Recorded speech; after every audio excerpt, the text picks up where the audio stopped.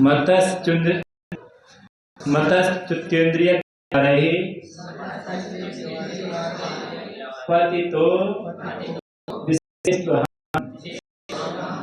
तन प्रपद्याय मिति मां पुरा वेदना ततः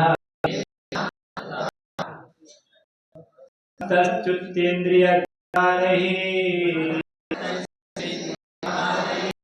पतितो विशेषः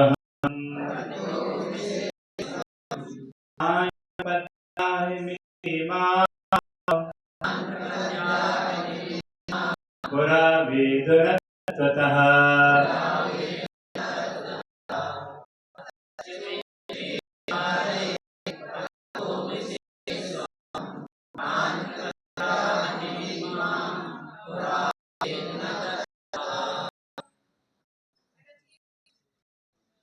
मतस्तुत्येन्द्रिय द्वारे पतितो विशेषः तान् प्रपद्यामिति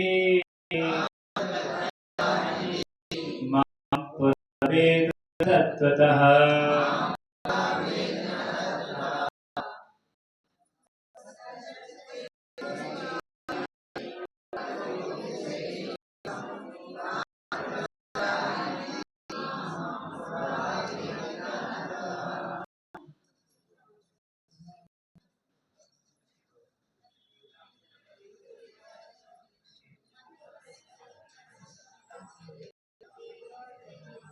तो कह रहे हैं यहाँ पर हम यह संसारी प्राणी मत्तः तत्वत् मदारी की सभी की उन्मत्त होता हुआ अपने विषयों में इतना अंधा है कि अपने स्वरूप दिखाई नहीं देता है। मोह की मदिरा से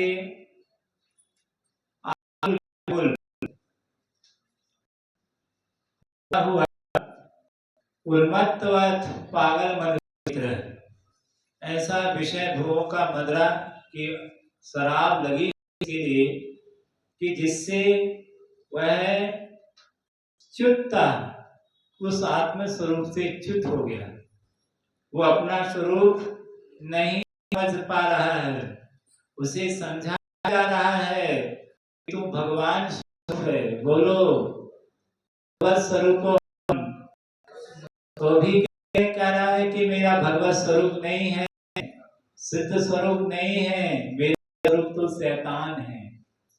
क्योंकि अनंत काल से सत्य के बीच रहते रहते असत्य ही क्या होने लगा है, सत्य जैसा भाषित होने लगा है। तो कीचड़ के संस्कार ज्यादा लंबे समय तक कीचड़ में रहने से उसके संस्कार बन गए।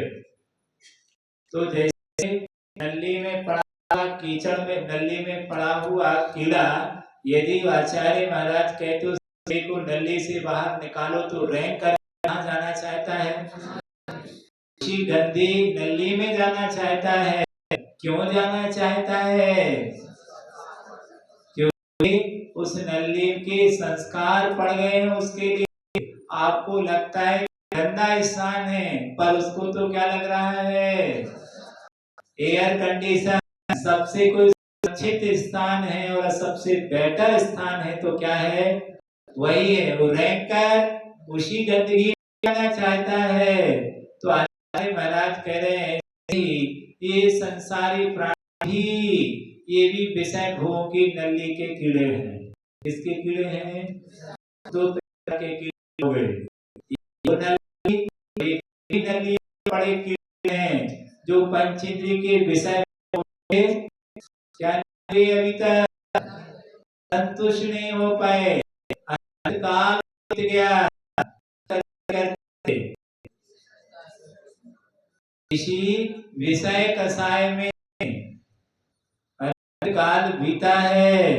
यह विषय कसाय करते भोगों को भोगते भोगते फिर भी अभी तक भोगों से वृत्ति नहीं आई रहे हैं, सारे है ऐसा विषय भोग की नली में लगा हुआ है और इंद्रिय द्वारा इंद्रियों के द्वारा कर रहा है, ये विषय पान कर रहा है। जरा भी यदि इसे इंद्रियों से करता है तो फुंकार कर उसकी ओर दौड़ता है कि कोई मुझे इससे डिस्टर्ब ना करे।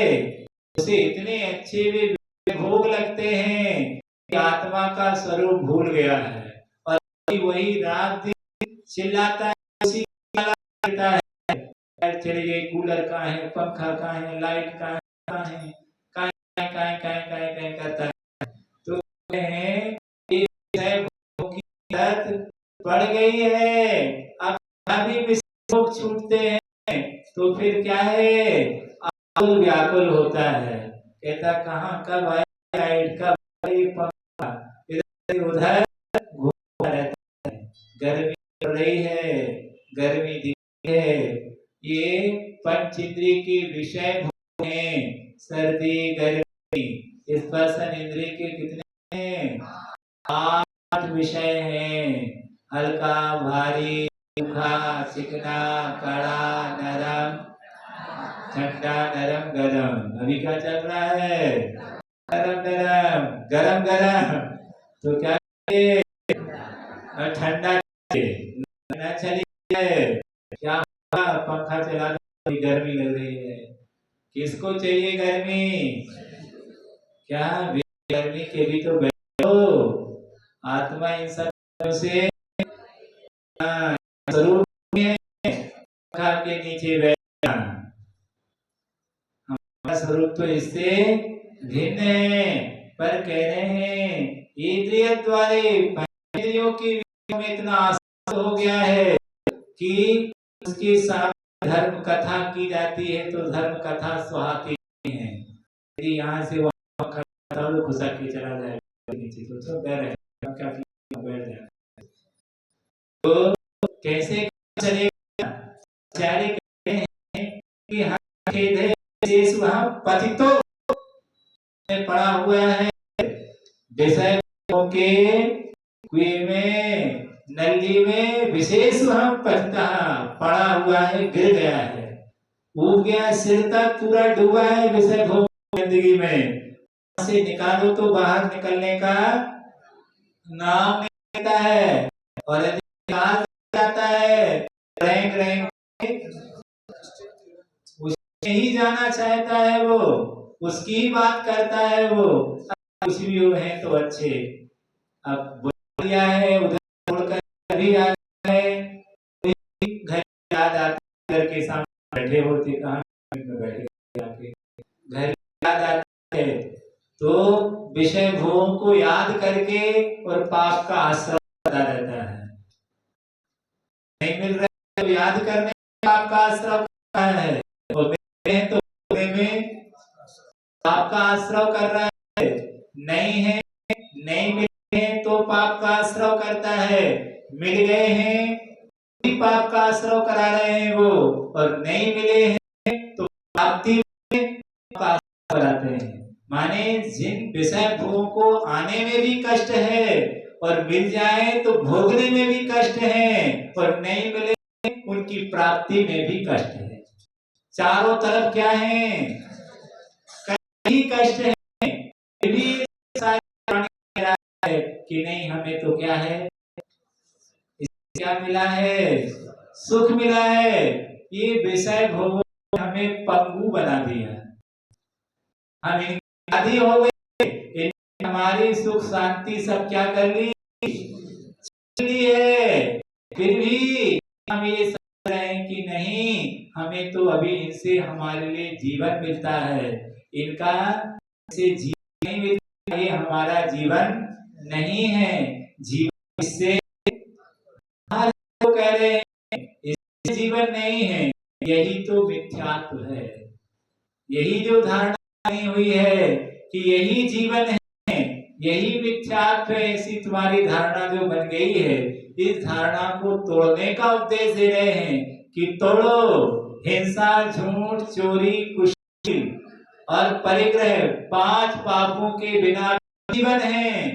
ऐसी धारणा बनाइए, धारणा मत बनाइए कि इसके बिना जीवन है, बिना लाइट, बिना पंखा, बिना कूलर, बिना हिंसा के जीवन नहीं है। कितना बड़ा मिथ्यात्व है। इसके बिना जी नहीं सकते हम। सात्विक जीवन करने का उपदेश दे रहे हैं। उस आत्मा की प्राप्ति के सुविधा में आत्मा की प्राप्ति नहीं हो जाएगी। इस कंडीशन में बैठे बैठे हमें क्या हो जाए, आत्मा है, उसको पाने के लिए पुरुषार्थ की जरूरत है, संस्कार बनाना है। तो इस प्रकार प्रत्येक विशेष इस प्रकार पंचेंद्रिय के विषय भोगों में पतित हुआ संसार चतुर्गति क्या है, भ्रमण कर रहा है। वो है महामद पियो अनादि, आदिकाल से ये मोह की मदरा है। एक शराब का मदरा है और एक मोह का मदरा है। खतरनाक कौन सा है? मोह का मदरा है। की नशा पीता है, पीता तो सोए का भूला शाम को ठिकाने लगता है और शाम का भूला सुबह ठिकाने लगी जाता है। भटकता भटकता अपने मोहल्ले में अपने घर पहुंच जाता है। पर ये तो इतना बड़ा माली है, इतना बड़ा शराबी है कि आज तक इसे याद ही नहीं आई अपने घर की। मेरा घर कहाँ है पता ही नहीं है। सब शराबी लोग बैठे हैं पी करके मस्त, और पिए जा रहे हैं। नाचो तो नाच रहे हैं, पी रहे हैं, थोड़ा बहुत कम भी हुआ तो फिर पी लिया, कम नहीं होना चाहिए। तो ये सब संसारी आचार्य मोही मदारी मद पी करके और मस्त है, डुब है। अब हम किससे कहे चोर चोर मौसेरे भाई, सब क्या हो गए, सब चोर बैठे हैं। तो एक दूसरे की क्या करते हैं, ढांकते रहते हैं। ना तुम हमसे कहना ना हम तुमसे कहेंगे।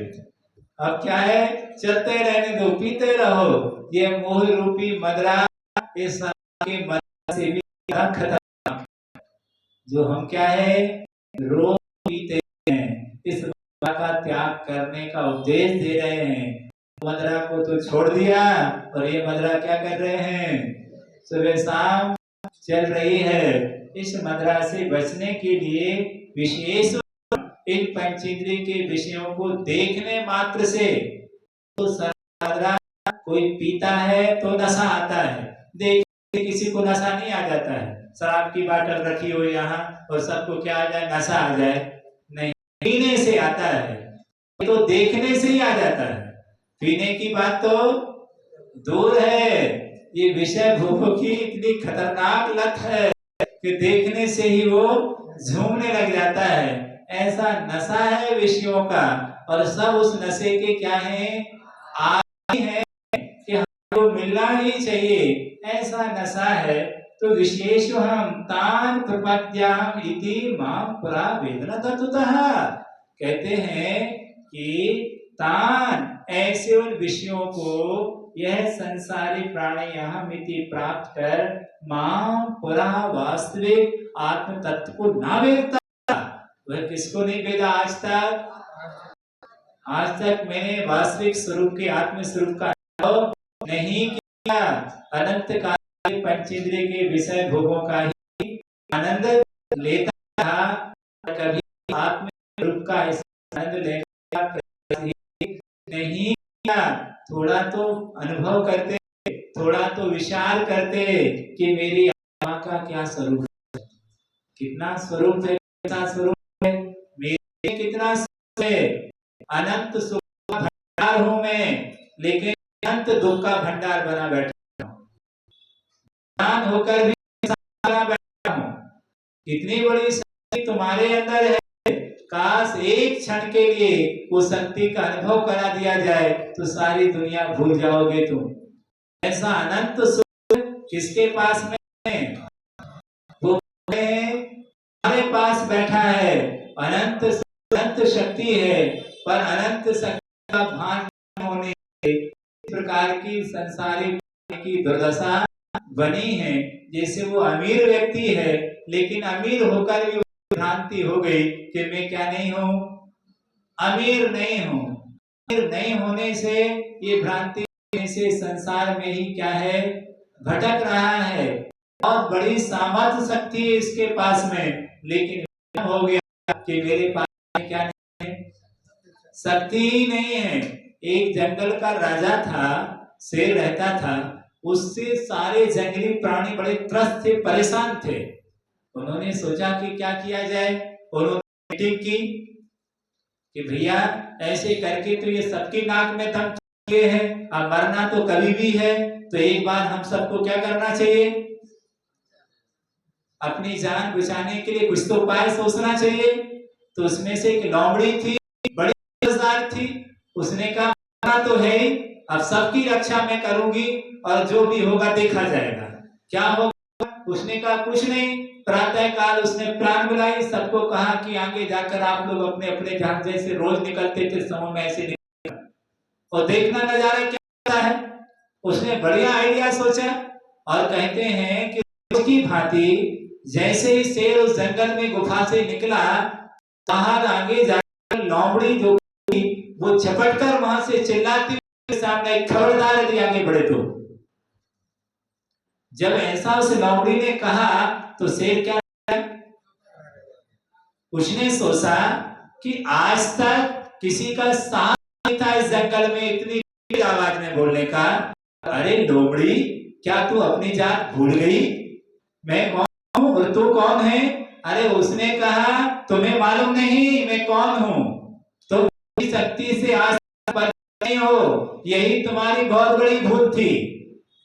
तुम्हारी इज्जत इसी में है कि लौटकर अपनी गुफा में चले जाइए, वरना लाश मिलेगी तुम्हारी। अब उसने सोचा आज तक ही कभी बोली नहीं, आज एकदम बोल रही है धड़ाके से, मतलब क्या है, गड़बड़ तो नहीं है। जो हमें देखकर डरकर भाग जाती थी आज हमें चुनौती दे रही है और कह रही है आगे बढ़े तो ठीक नहीं होगा। कहा कि तुम्हारे पास कितनी औकात? शेर ने कहा, उसने कहा कि हमारी औकात की मत पूछिए, अगर हमारी औकात पूछना है तो हम तुम्हें अपनी शक्ति का परिचय देते हैं, क्या तुम जानना चाहते हो? शेर ने कहा जानना चाहते हैं। उसने कहा हमारे साथ में आओ। और लोमड़ी आगे क्या था, आगे क्या था कि आगे जाके इतने सारे जब पशुओं का झुंड मिला, हिरणों का झुंड मिला, तो हिरणों ने जैसे देखा वो भागे प्राण बचा करके कि रात में बातें कर रहे शेर आ गई हमारे साथ में, तो भागे से आगे जाकर गधों का भी समुदाय मिल गया, घोड़ों का, वो भी भागा। उसने कहा शेर से ये प्रभाव किसका है? ये तुम्हारा नहीं, ये प्रभाव किसका है? हमारा है। अरे और आगे गए, ऐसे ऐसे और 10 बताए, आगे जाके हाथी का समूह खड़ा हुआ था, जैसे देखा और उसने कहा कि तुमसे नहीं डरा, लेकिन डरा कि उसको क्या हो गया, शेर को बड़ा भ्रम उत्पन्न हो गया, का मामला गड़बड़ है, वाकई में इस जंगल की रानी तो ये लोमड़ी है। इस जंगल में हमें रहना है तो इसके लिए सम्मान देना होगा, वरना हमारा खैर नहीं। उसको शेर सहम गया। उसने कहा बहन मैंने समझ लिया कि तुम्हारा बहुत है इस जंगल में, आई एम सॉरी। मैं क्या चाहता हूं, क्षमा चाहता हूं, मुझे जीवन दान दिया, मैं नहीं था कि तुम्हारा इतना प्रभाव जंगल में और हम इतना बड़ा सताया। और लोमड़ी बोली कि तुम्हारे लिए जीवन जीना है तो इसी वक्त ये राज छोड़कर जंगल पर चले जाइए, वरना यहाँ पर तुम जीवन आपको जीना मुश्किल होगा। उसने कहा कि जान बची और यहाँ से क्या करना चाहिए, भाग जाना चाहिए। और जंगल से वह शेर क्या हो गया, भाग गया। मतलब प्रभाव का था लोमड़ी के प्रभाव से भाग रहे थे कि शेर के प्रभाव से भाग रहे थे, लेकिन किस गया, शेर हो गया कि नहीं। मामला क्या है, ये प्रभाव उसका नहीं है, ये प्रभाव किसका है, ये मेरा नहीं है, इसका भाव है। ऐसी कहानी हम सबको संदेशा दे रही है कि हम सबको ऐसे भ्रम है, करती आत्मा है, पर भ्रम किस पर? कौन कर रहा है सब? ये सब शरीर कर रहा है, शरीर के द्वारा ही सब कुछ हो रहा है। और करने वाली, बचाने वाली जो भी कर रही है वो हमारी आत्मा ही है। घर से यहाँ कौन लाया? यहाँ से कौन ले जाएगा? लाया कौन? कहेंगे शरीर लाया हमारे। जो भी कार्य कराएंगे यहाँ से ले जाएगी आत्मा, और घर से यहाँ लाएगी आत्मा। क्योंकि भावना तो किसकी है? शरीर की, आत्मा की। सोच कर बोलना, यहाँ कौन लाएगा? आत्मा लाई कि शरीर? शरीर नहीं लाता तो आप कैसे करें? अरे भावना तो आत्मा की थी, भले हम शरीर के लेकर के आए, क्योंकि ये तो गाड़ी है, जब आप किसी को बुलाओगे तो आएगा। तो हमने भाव आत्मा ने बनाया, शरीर रूपी गाड़ी का सहारा लिया और यहाँ आ गए। पंचर नहीं होगी गाड़ी, बराबर काम देने वाली होना चाहिए। इस तरह से जो भी काम बनाती है, तीर्थों की वंदना की, पूजा करने की, मुनि बनने की आदि, ये सारे ये भाव उसी आत्मा के हैं। ये काम वही आत्मा बनाती है। इसलिए हमें हमेशा उस आत्मा के प्रभाव का परिचय करना चाहिए कि बहुत बड़ी शक्ति उसके अंदर है। उस शक्ति को हम परिचित हों, वो ये कहना चाहते हैं बहुत बड़ी तुम्हारे अंदर शक्ति है। एक में तीनों लोगों को जानने समझने की सामर्थ्य शक्ति किसके पास है? हमारे पास में है। ऐसी शक्ति होते हुए भी यह कर्म से क्या है? बंधा हुआ है, क्योंकि अपनी शक्ति को पहचान नहीं पा रहा है कि मेरे अंदर भी इस प्रकार का सामर्थ्य है। तो कहा ना वेदता, वास्तव में आत्मस्वरूप अनुभव नहीं कर पा रहा है। उस अनुभव हमें करना चाहिए। से समय हो गया।